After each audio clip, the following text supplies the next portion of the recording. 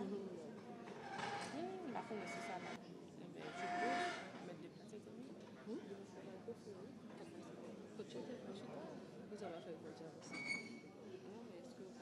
Nous sommes aujourd'hui à un tournant décisif dans notre pays. C'est la première fois dans l'histoire d'une coopération vieille pour certains partenaires de plusieurs décennies que nous arrivons à cette étape aussi importante. Nous avons déjà pris ensemble des engagements, mais nous venons, il y a juste quelques instants, de nous engager sur de nouvelles pistes. Ces pistes, conformément à la déclaration de Paris, aux accords d'Accra, au plan stratégique de développement d'Haïti ou encore au plan opérationnel, doivent tracer un nouveau chemin pour la coopération dans le secteur de l'éducation. Elle nous invite à 5 engagements différents, dont je vais mentionner les plus importants à mes yeux.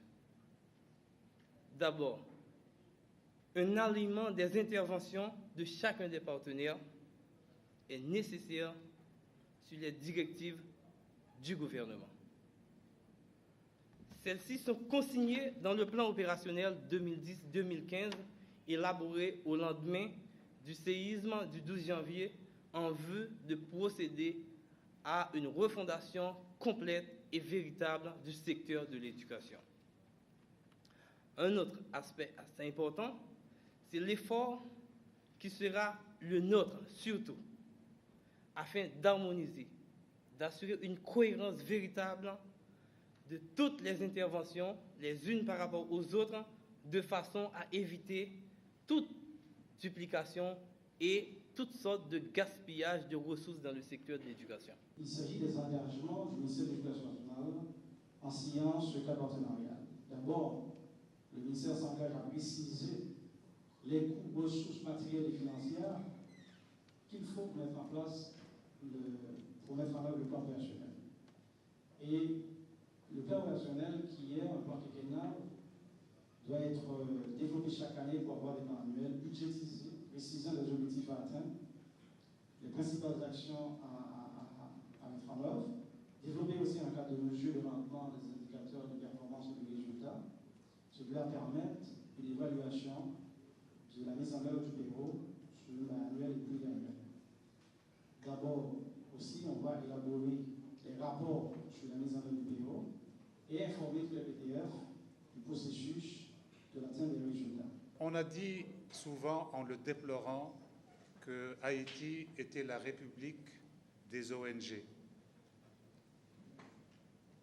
C'est effectivement à déplorer parce que certaines ONG, sinon la plupart, viennent avec des agendas propres et pratiquent leur politique, décident à la place des autorités nationales et font à leur place.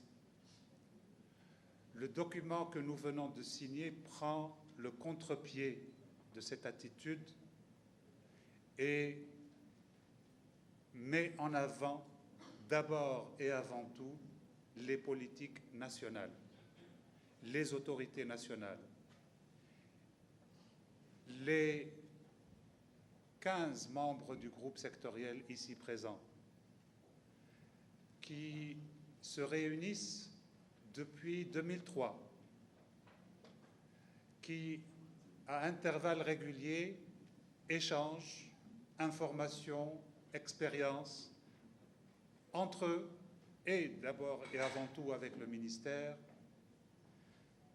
se sont mis d'accord dans un premier temps entre eux et ensuite avec le ministère sur certains principes et certaines valeurs qui guident leurs actions.